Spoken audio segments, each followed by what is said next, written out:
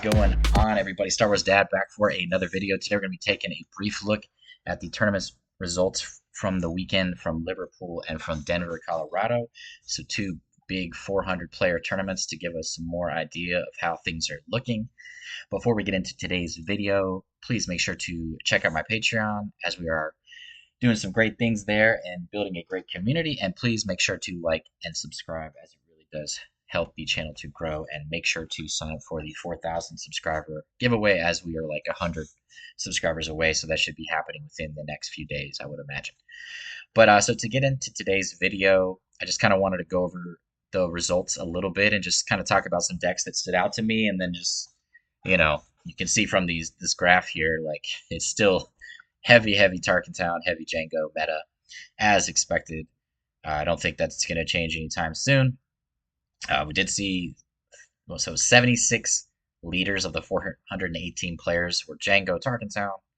So that is what, about 1/6. So is that 16%? Am I doing the math in my head right? So a little over 1/6, about 17% of the field. And then we have 37 Quinlan, so about 8%. And then Admiral Piet, which is cool. And then we saw a decent amount of Boba Fett, which is cool. So awesome leader. And then 246 of the others, just various leaders. But you can kind of see, like, Jango and Tarkin Town just stand out. Tarkin Town is just absolutely insane right now, as well as Jango. Jango has access to all the things that are insane at the moment, with Triple Dark Raid and Devastator and War Juggernaut, all that fun stuff. But let's look at the results. So actually, Bossk ended up winning this, which was really good to see. I know a lot of people are not big Control fans, but if Control can win, that's a good thing. It's not a bad thing, especially when it's not like heavy Control meta. This is a Jango meta. I mean, there's Jango, Quinlan, Jango. Like, this isn't like a bunch of boss controls or a bunch of controls at the top. We did see an Emperor Blue, which is cool also. Have another one of those control style decks near the top. And then I think the Anakin list was a little more control focused with this card too, which is a really cool list. And I definitely think Anakin Colossu is in a good spot. Some other interesting ones that we'll talk about. Saxon Yellow here at we had 6th place and 10th place, and that's one of the decks I just talked about that I think is a good spot, as well as Anakin Colossus, as well as Quinlan, as decks that I think I talked a little bit about Bossk Blue as well, just being one of those decks that has kind of got things tweaked to a place where it can do better against this Jango heavy meta. Yeah, I mean, still just Jango everywhere. Oh, no, Obi-Wan Green.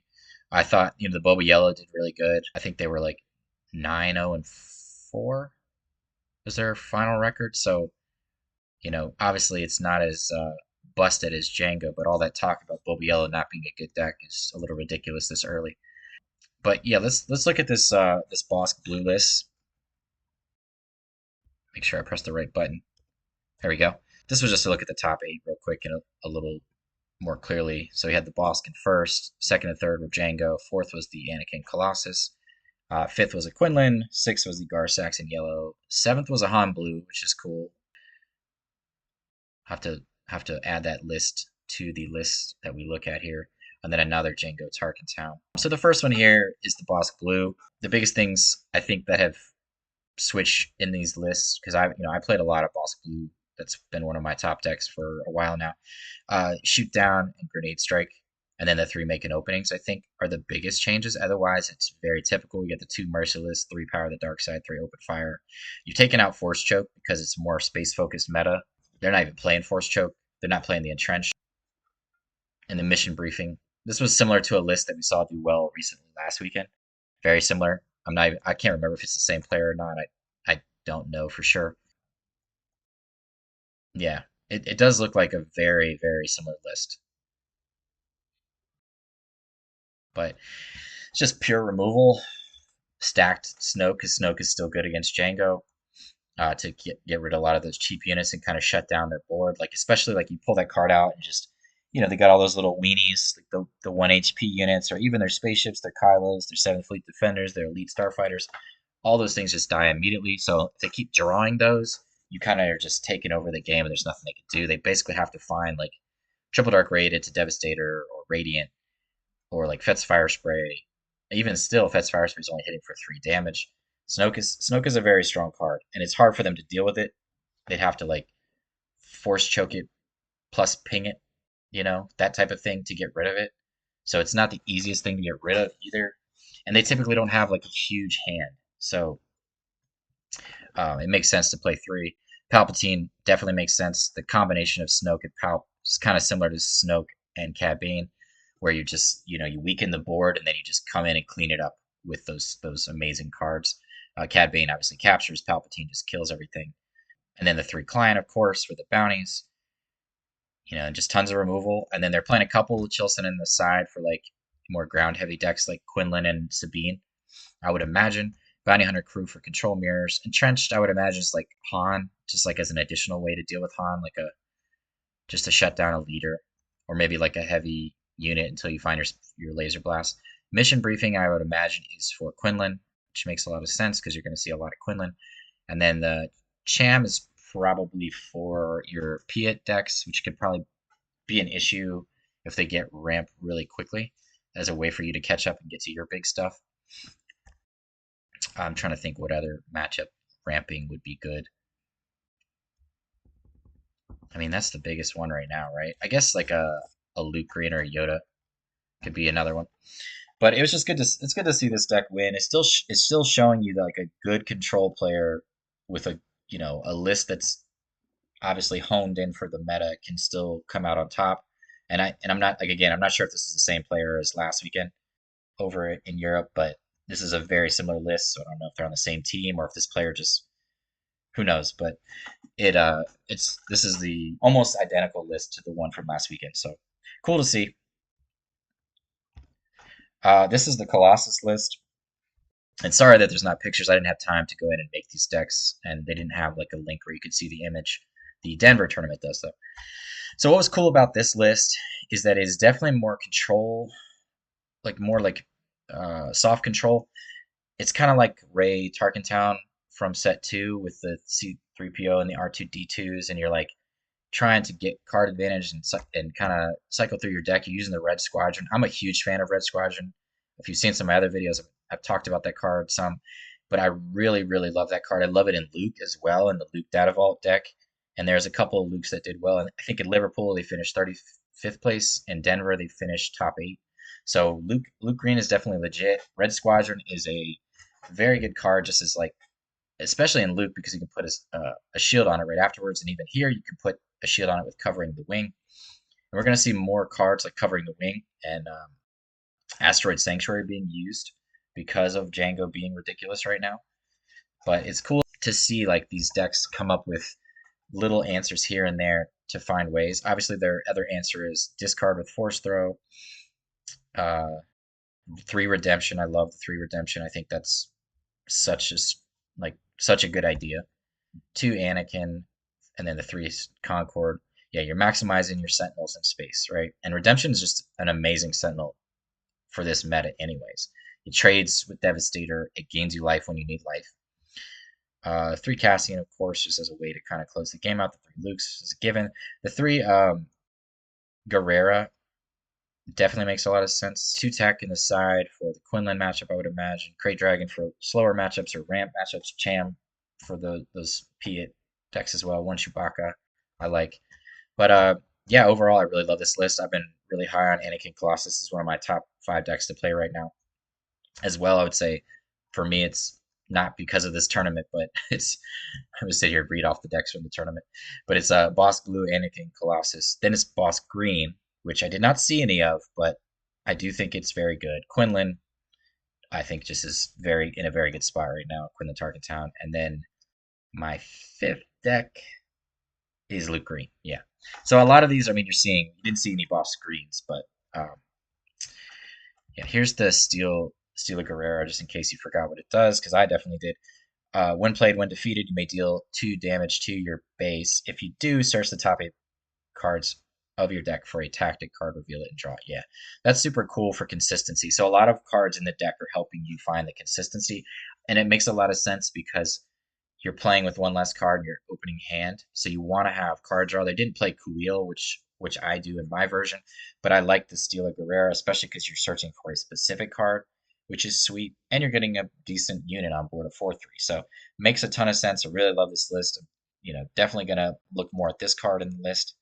The C3PO and the R2, if you get both of those cards down early, it's definitely going to help you. But like I said, I chose to do Kuil, just those three, the Red Squadron. I do the Yodas, the Obi-Wans. So, but yeah, Anakin Colossus is in a good spot. Gar Saxon yellow here. This is a super cool deck. So using a lot of units with shields, obviously with the Crafty Smuggler, the Krennic, the Long Pike to make more shields. The Outer Rim Outlaws is a 3/3 that comes in shielded, which is one of the new cards from this set. The Toro to be able to attack it again. The Iden to be able to put shields on your space units. Super Commando Squad comes in with a shield, I believe. Shuttle to move things around, as well as Gar Saxon to move things around. 7th Fleet Defender comes in with a shield. And then Asteroid Sanctuary is a really good card, which we've not really seen this card be played a lot. And I'm not sure if it's probably one of those cards a lot of people don't remember what it does. I remember when I first started playing this game in Boba Yellow, I thought it was a card that seemed like it was good. Like you put a shield on a unit and you exhaust something.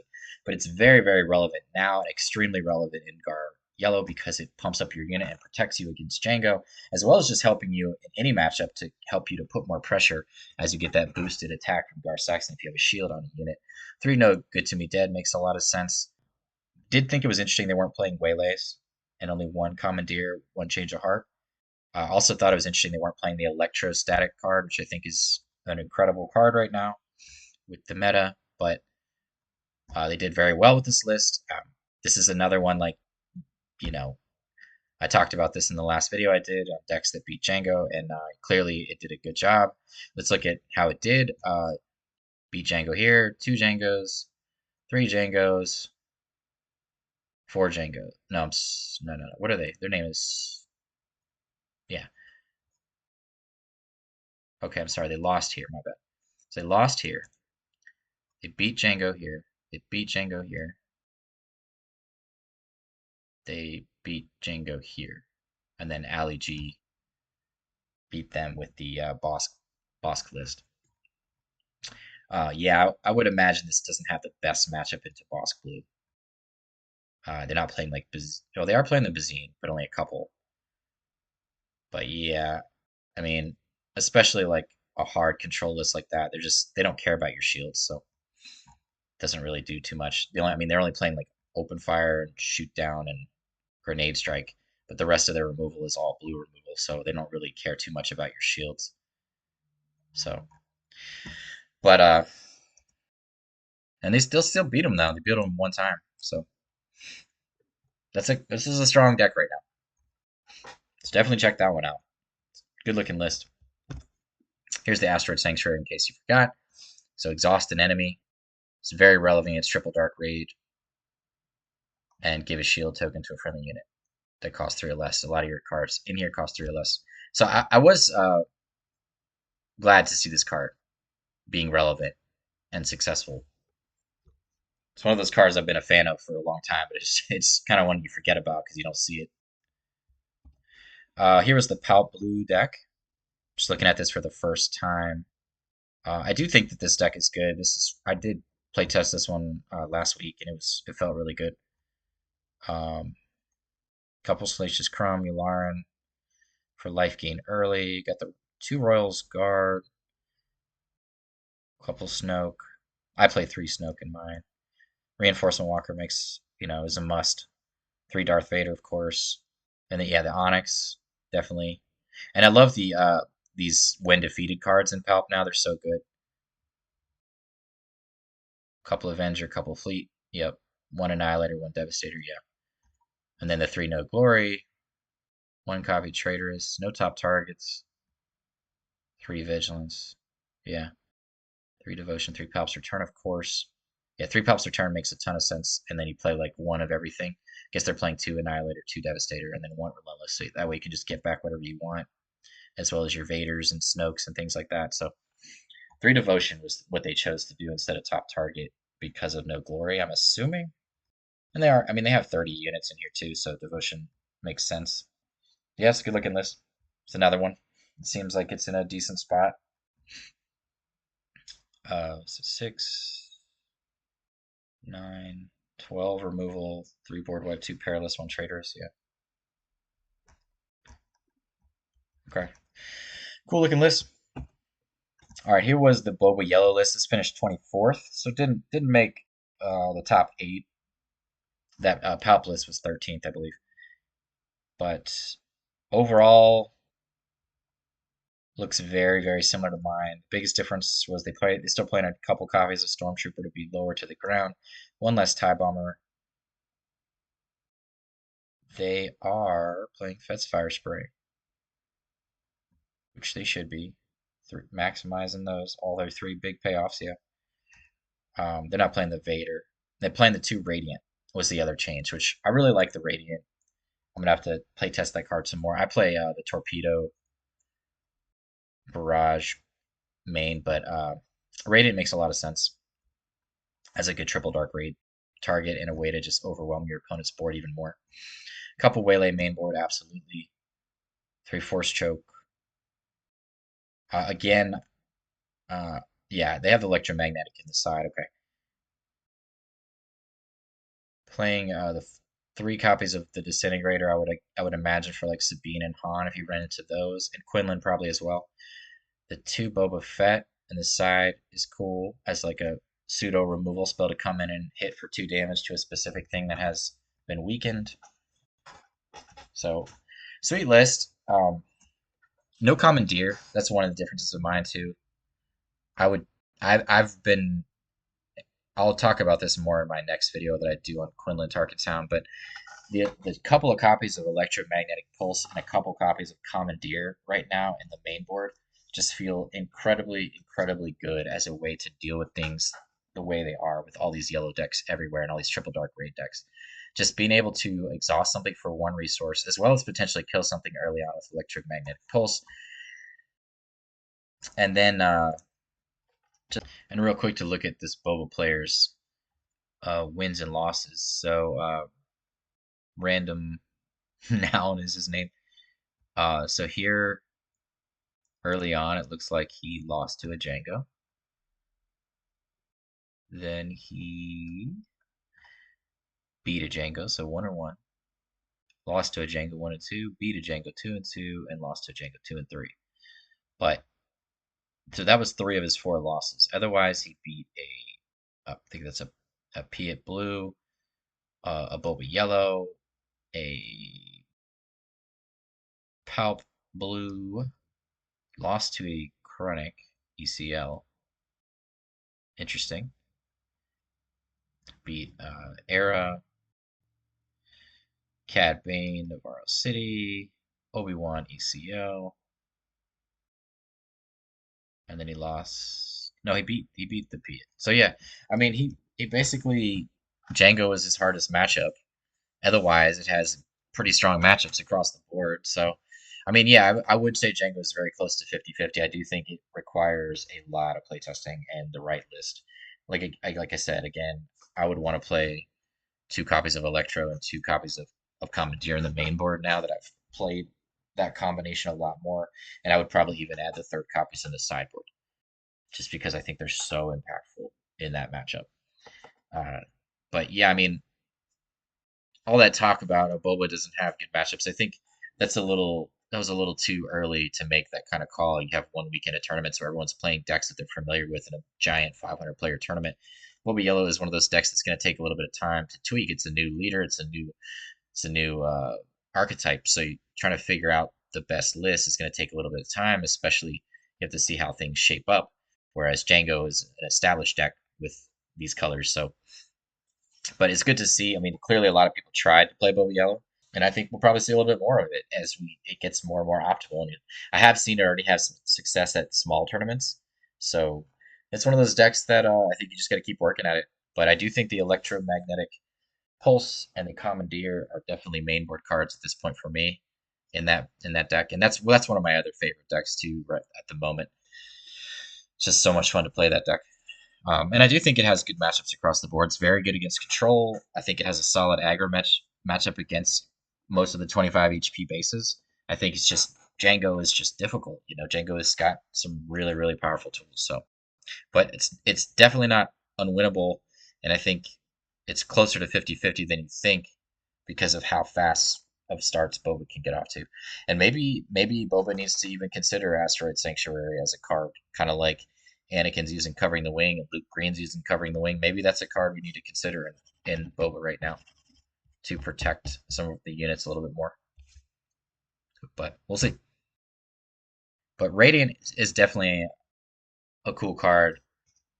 Just to be able to weaken things that are damaged seems really good. Like that ability to get -1 for every damage. So if you've been like putting damage all over the board, it weakens their entire board. It makes a lot of sense in this build. So I definitely need to look into adding a couple of these myself. And of course, the when played ability of basically dealing 6 indirect damage is no slouch either. So here's the electromagnetic pulse again. Just that for one resource to be able to do these things, just in this meta, like it's just a very very good card. I love that it's just yellow, so that hero has access to it as well. And ever since I've added that to my Quinlan deck, the matchup has been so much better against against pretty much everything, because the meta in general is just so much more space heavy, but especially against Jango. So okay, so this was the Denver results. So we got 1, 2, 3, 4 Jango at the top. I'm sorry, is that 5? 5 Jango up top. So a little less diverse here in the top 8. We did have a Luke make 6, which is sweet. I haven't seen Luke top 8 a big tournament since like set 2, I think, or maybe I don't know. It's been a while. It might even be set 1 since I've seen like a big tournament like Luke Green finish at the top. It's been a while. Han Yellow, Quinlan, yeah. So otherwise, it was just more of the same 3. But it was really nice to see the Luke up here, and I did really like his list, which we'll look at in a second. And these lists are a little easier to see. Let's look at this Jango list first. I think I already had it up. I think I do, yeah. But just in case I don't. So there, we've seen more of these Jango decks with 30 HP. You can see here he's starting to play the electric. We're seeing the electric magnetic pulse in the Jango matchup now. We're seeing 2 Radiance. More people are starting to see how good that is. He has the 3rd copy of electromagnetic pulse in the side. No commandeers, so he's just saying, I don't really care about that. I'm just going to cheaply exhaust your big space unit or kill something early on. Like, it just makes so much sense. This card's so good. And it is a beautiful hyperspace foil, by the way. A couple Daring Raid, I would imagine, just as another way to deal with cheap units, as well as like Jango decks having all these weenies. He's not playing as many weenies in here as you can see. So he's not playing all those 1 HP Death Star Stormtroopers and First Order Stormtroopers and Greedos and all that. Which I agree, because IG can just come in and clean that up so easily. So I agree. I'm not a big fan of that build either, but it did do well last weekend. But you can see more people are catching on and playing cheap ways to deal with things. Allegiant, I love the Allegiant call. Um, your opponent doesn't deal with it, and you have the initiative, then it puts a ton of pressure on them, sets up your Daring Raids, your pulses, even though you're not using Target Town, and then it also just can put up to 4 damage on their base right away, and then you can follow that up by a Guerrilla Soldier and immediately put more pressure. The Crafty Smuggler is a given. Kylo and Starhopper, I think, are a given to me. 1 copy of Force Choke, 1 No Good to Me Dead, 2 sneak attacks in the main. Then we have, more of our typical cards we see with the Fett and the Starfighter. Guerrilla Soldier has been so good. So glad to see this card being played everywhere. Even though it's in a Jango deck, I just love this card. I love what it does. I love the interaction of like my opponent being like, do I take the damage? Do I, set myself up to be killed? Do I just let them attack my base? Like, it's such a cool card, as well as just like being essentially a burn spell if there's no units on board. Like, such a cool card. Seventh Fleet Defender, of course. A couple open fire, which is different. You don't see that in a lot of Jango lists. I would imagine it's just a way to clear out space units or threats on the ground that might be a problem. And then, then you just get into the normal stuff. No Fet's Fire Spray at all, which is interesting.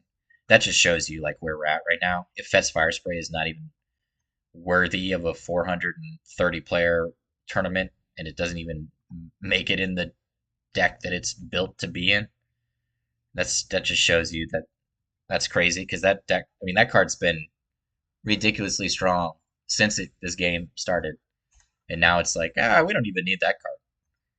That's crazy. Just like IG and War Juggernaut have taken over the spot. And then the Radiant, I think I guess he put the Radiant in place of the Fet's Fire Spray, which, like I said, I'm liking. I've seen this card the last 2 weekends being played more and more, and it really does make a lot of sense.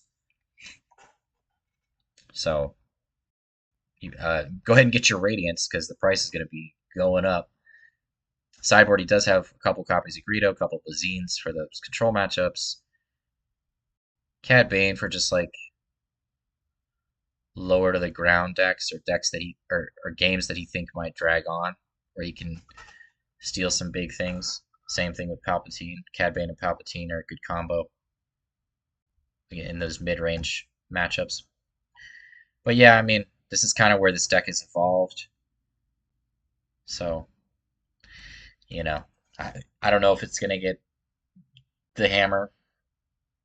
I really wish there was a way to just fix the deployed ability, because then it wouldn't be so busted. Like, it would still be very, very good. It could still be great, but it wouldn't be as insane where you just exhaust your opponent's board. So, we'll see what happens. But all you can do is just kind of keep trying to find ways to be prepared for it in the meantime. All right, let's get off of here. Okay, here's the Luke Green list that did really well and made 6th place. Very, very consistent list here. Like, just 3 of everything. Playing 2 Perilous Position, 2 Fell, 2 Rivals Fall. Everything else is 3s. Hitting 60 cards. Your card draws, your R2. Your... Looking for the card draw. Bright Hope, your Obi-Wan. And then you're getting things back with Home 1. You're gaining life with Luke, Redemption, Kanan. Guess he didn't want to play Yoda. No X-Wing like that I play in my list. 3 Scanning Officer for Han. 2 Techs for Quinlan. But yeah, I mean, you could just see 3 Home 1, 3 Redemption, boom, boom. Very strong space units. Get those Sentinels back with Home 1. Get those Conquered Dawns, those Bright Hopes back. Redemption, just to trade favorably with their space units, or just to gain life when you need it as a savior. Very good looking list. Interesting he's playing the Battlefield Marine and no Lukes, but I guess that's just because of all the daring rates that are being played right now. Like, Luke does get easily removed. It's like losing Luke right away while your opponent plays a daring raid and a 1-drop is not a great feeling. So I get it. Makes sense. The Sabine Masterpiece is also a way to gain life.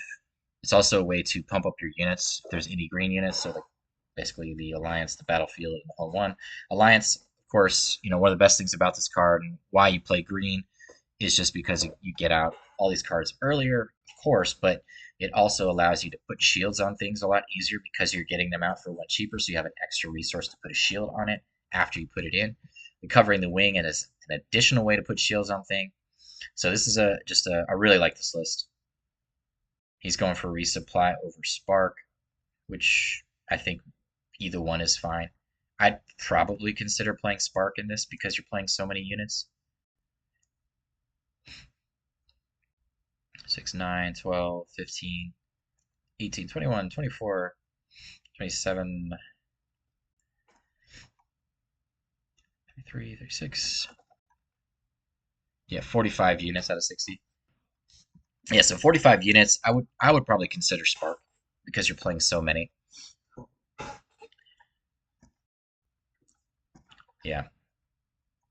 But very good looking list. And he's playing the Satine Cries, I think that's how you say it, for the control matchup, which is cool because of all the units. So that's cool. No copies of Vigilance or Restock. Choose sides is also very good. I think that is a very good idea right now. Just to be able to like use one of these, like trade them on R2. Here's my R2 and give me your giant Devastator. This feels really good. But yeah, it's good to see this deck at the top again. So this was one of my favorite decks when I first started playing this game, but it just kind of fell off with where things were at. But it's good to see it back around, and it has more tools to be more relevant, and just it's in a good spot with where things are at, with Jango being the top dog. So a shielded deck has a strong place in here. So if you're a Luke player, this is a good list to look at. You can also check out my list. It's very similar, a little bit different. The removal is very close to the same. I'm playing, I think one of the differences, I'm playing Yoda and the X-Wing to draw more cards. I'm probably playing, what else am I? I'm not playing R2, but I like the R2 as a way to cycle through your deck and dig for things. I'm not playing the Fleet Lieutenant either. Probably that's where the X-Wing would be for me, but I like it. It's a way to close the game out quicker. A lot of Rebels in the deck, mostly Rebels, so sweet list. Good to see, good to see. But yeah, you kind of get a gist of where things are at. I mean, we have, what do we say, 3 Jangos in this one and 5 in the other one.